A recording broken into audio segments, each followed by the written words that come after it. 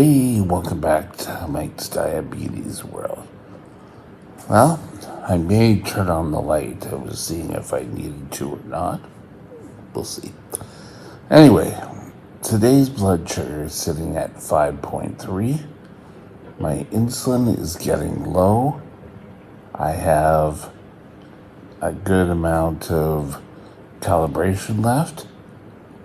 Yesterday, correction was going crazy.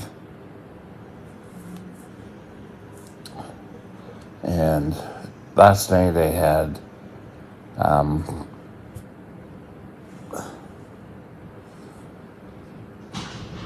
glucagon, and that's why it spiked.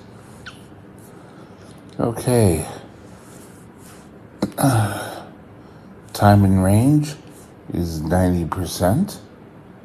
Whoa, look at this above. Above again, I'm being high at 10%. 90% time in range, and the average sugar is 7. This is still very disheartening, but not gonna hold me down. We're gonna keep going. Today, I want to discuss what happens when you and your doctor do not connect, and what to do,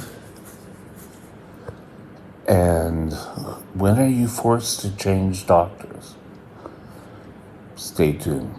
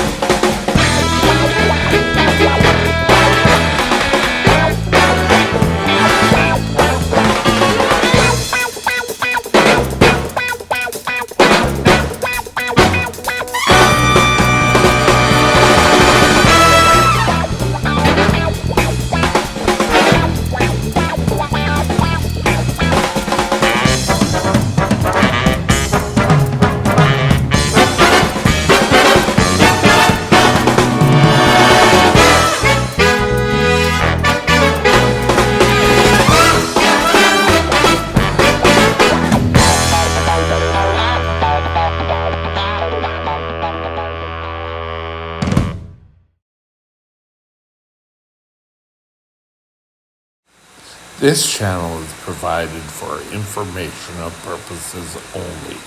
Contact your physician for any diagnostic or treatment plan.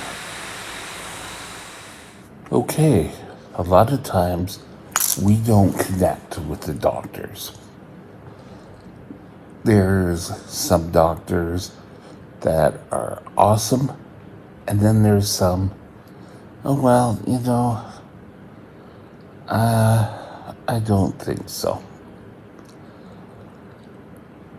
But it's important that you just don't walk away and say, that's enough. I don't really care. I'm not going to do it anymore. I don't know anyone who would do that. When I was diagnosed with diabetes, I went in the good old Health Center for Children in Vancouver General Hospital. I was sort of under care of an endocrinologist. I didn't know he was an endocrinologist. I saw him once, maybe twice throughout the stay. The third time was the time I said to my mother, if I have to go back and see him on the outside, I'm not going.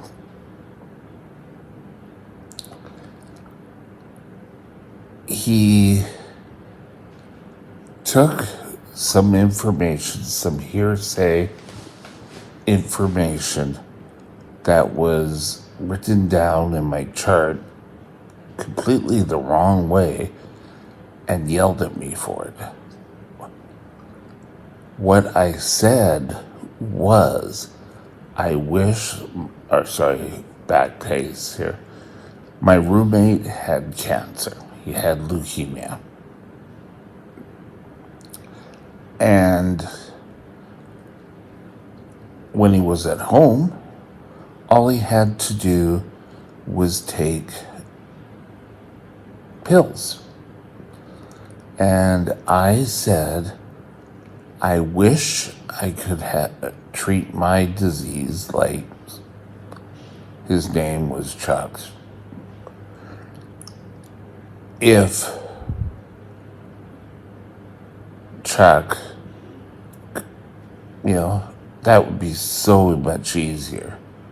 Because I was really having problems with the needles. The nurse, or the student nurse, I actually think it was the student nurse, wrote down in my chart saying that I wish I had cancer. That's not what I said. I was pulled into a meeting room and he was yelling at the top of his lungs. I tried to say what I meant, but he wouldn't have anything to do with that. And for me, I didn't have a diabetes doctor from that. I did not, that was 1977. I did not have a diabetes doctor until 1983. Yeah, the summer of 83. And then I was the problem. I was the problem diabetic back then. But first of all, not listening to your patient really sent me to the break point. We got out. I went and saw my family doctor a few times a year, took my insulin, and we were all happy. Of course, I was coming out of the honeymoon phase at that time, and you know what? Life was fine. I didn't need to go see a diabetic doctor. Those were the days. But there are times when personalities, or you don't like the way they practice medicine, or in my case, the doctor just wasn't listening to me. You can always go back to your family doctor and say, I'd like to see another diabetic specialist. Now, if you do this 50 times, they're going to start thinking, okay, this is a problem patient. But if you do it once or twice in your life, it's not the end of the world. I find that most doctors are dedicated to their profession. The 2 endos I have had since going to Royal Columbian, Dr. Wallace and Dr. Shu, are absolutely amazing. Any of the other doctors there, endocrinologists, are all super in New West. Trust me, I have seen all of them. But who knows? But don't give up. You can find other doctors, you do also have the right to ask for a second opinion. I wouldn't have done that as my young self. Now, if I got news, something about my diabetes, I would get a second opinion. And I think my endo would be fine with that. But your endocrinologist or endo is there to support you. Nowadays, so many things are so complicated. For example, when I first went on disability for my diabetes, I didn't even think I was disabled. My doctor, Dr. Wallace, I had to go on to welfare because I couldn't work. I was having problems standing. I was having leg pain, neuropathy. Dr. Wallace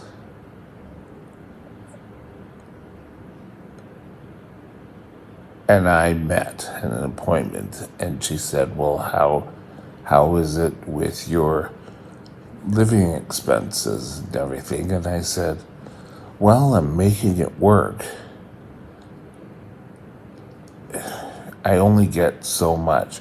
The only way I could get more from the provincial government is if I was on disability. And she said, Mike, you are disabled. We had been working on trying to control my blood sugar for, I don't know, years at this point. And things weren't always looking that great.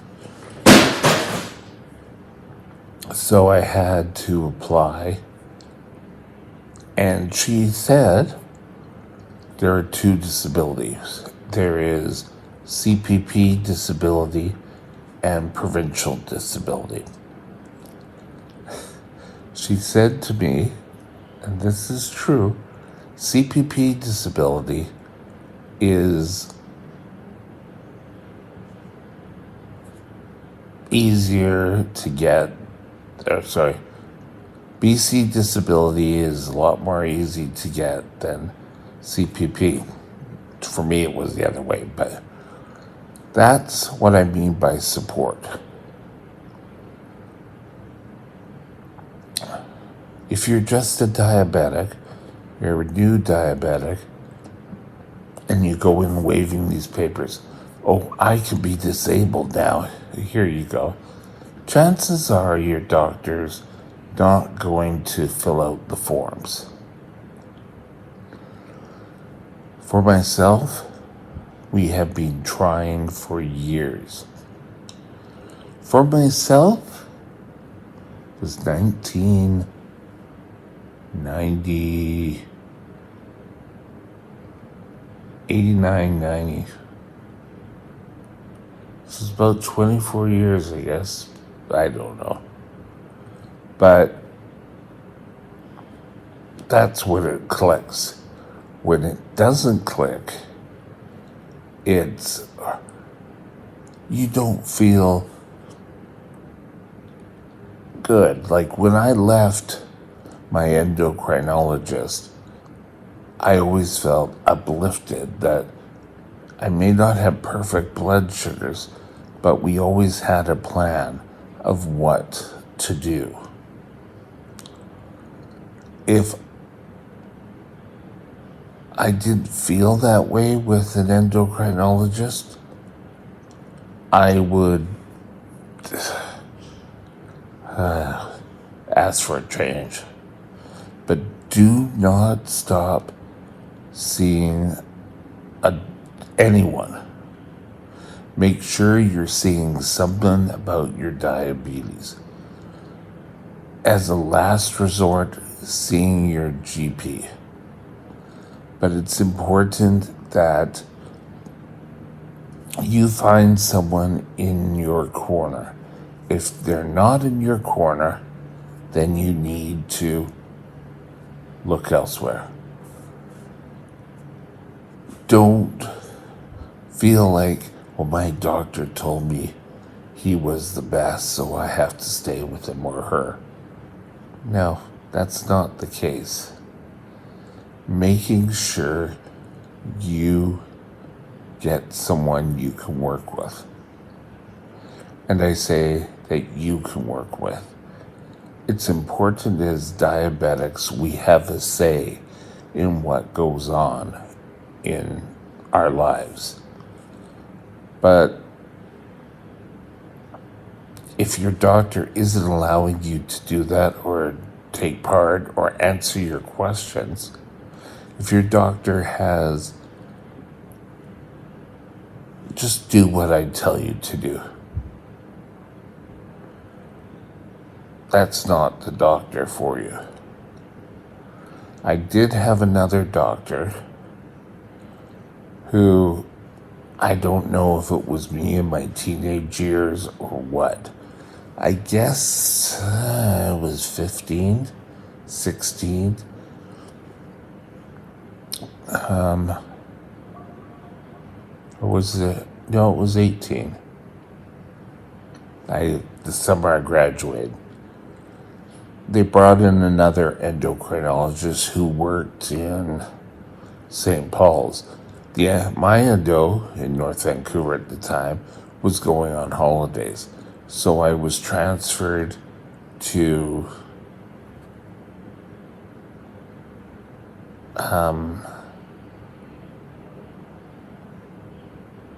St. Paul's Hospital in Vancouver. I did not like this doctor. And I'll tell you the doctor's name. It was Dr. Tildesley. I could not stand the man. And whose fault was it that I couldn't stand this person? So don't let your own bias choose your doctor. Dr. Tildesley ended up to be the nicest guy. Years later, I was a cub leader, the Boy Scouts, at a camp. And there was a blind son or child there. And his father came along. It was Dr. Tildesley. And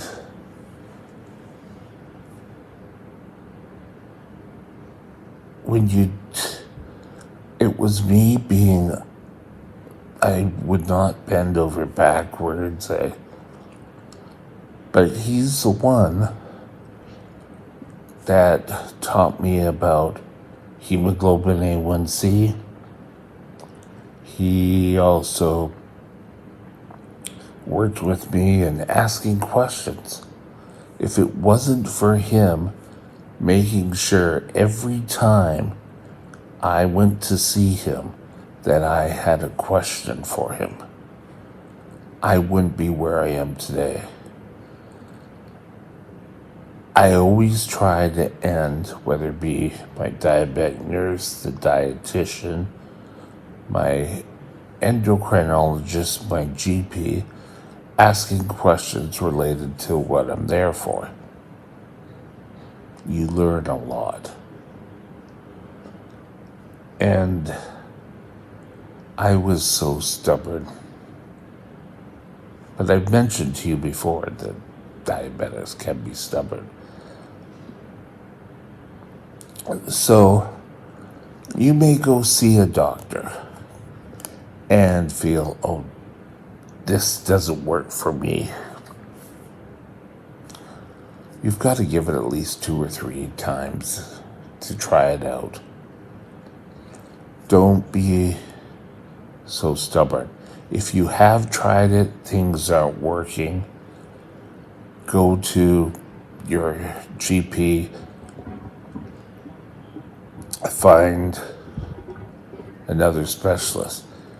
In BC, you have to be referred from your GP to see a specialist. I got on to a regular endocrinologist in the hospital, and I got the luck of the draw.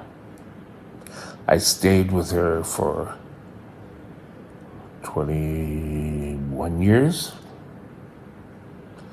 so pretty damn good. So remember, you don't have to be with a doctor that you do not get along with. Pure and simple. It's up to you to choose your medical team. If your doctor suggests someone and you're sent to them, go with an open mind. But if it isn't working, move on. And with that, I hope you have a great day, and we'll talk later. Bye now. My email is mikesdiabetesworld@gmail.com. mikesdiabetesworld@gmail.com.